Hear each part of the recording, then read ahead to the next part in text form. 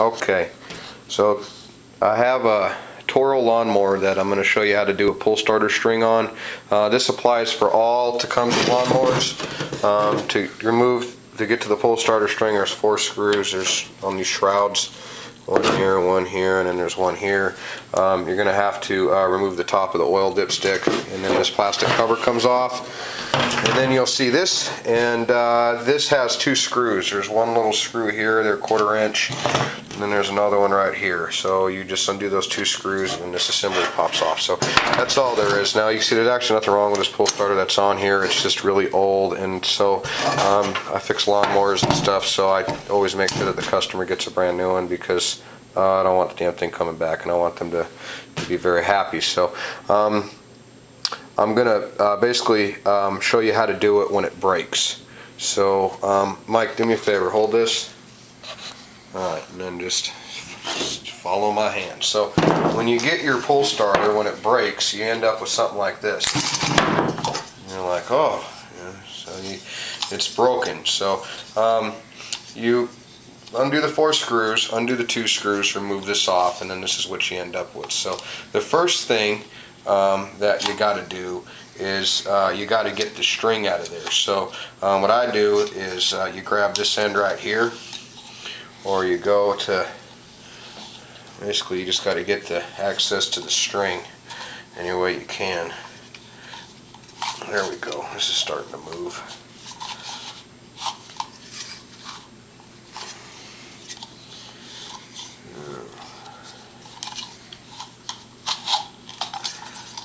Usually when it breaks, it's not full of string either. I cut it at the very end.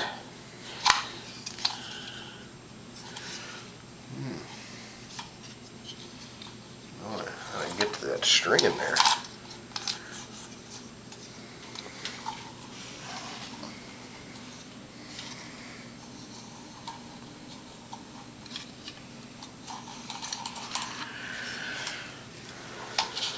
There we go.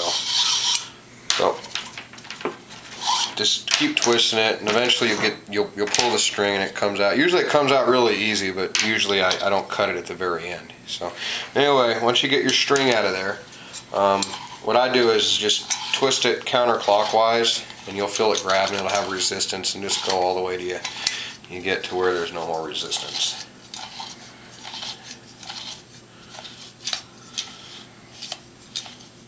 And then you can just feel that's it. That's as far as it goes. And also, when you flip this over, make sure that these 2 dogs are grabbing and they're sticking out. There's one here and there's one here, and they should both work like that. If they're not doing that, then there's something wrong with your assembly. So make sure that they work before you proceed. So now I look where the hole where it feeds in. There's that. There it is, all the way over here. So I go as tight as I can, and then I back it up right till it lines up with the hole, which is right there. So you can see there's my main hole there, and then there's the hole there.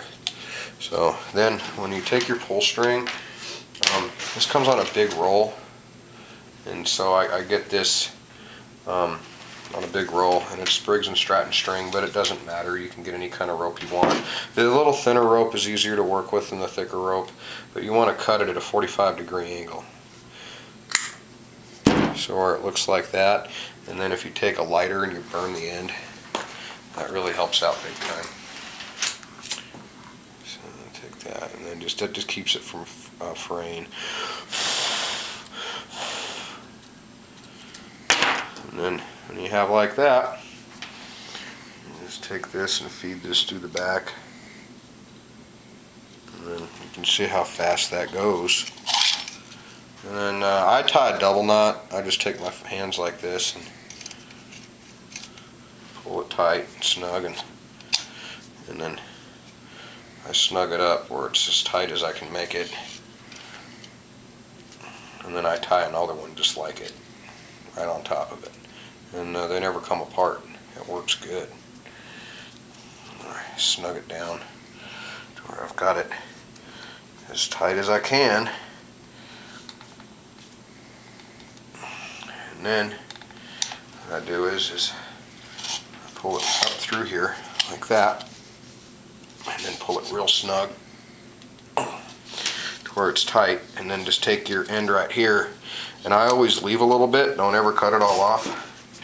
A little bit excess isn't going to hurt anything. Just cut it right here. That leaves about, oh, I don't know, a little over a 1/4 inch to, maybe a 1/2 inch of line, and then you just set it in there like that, and then that's it. That's how you do that. And then just leave yourself, I don't know, I cut it about right here, because you're going to want some you're going to want resistance when it goes through the loop on the pull starter. That way it holds it snug. And then this here, just get this string out of here.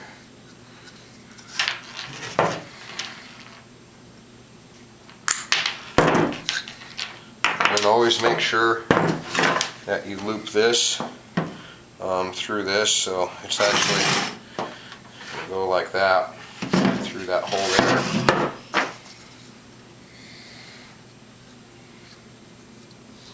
And then I just take the same thing and just tie yourself a double knot.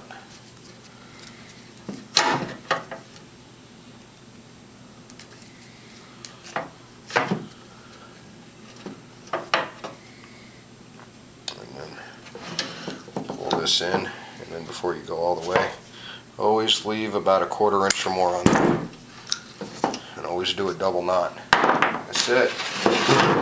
And that's how you do that.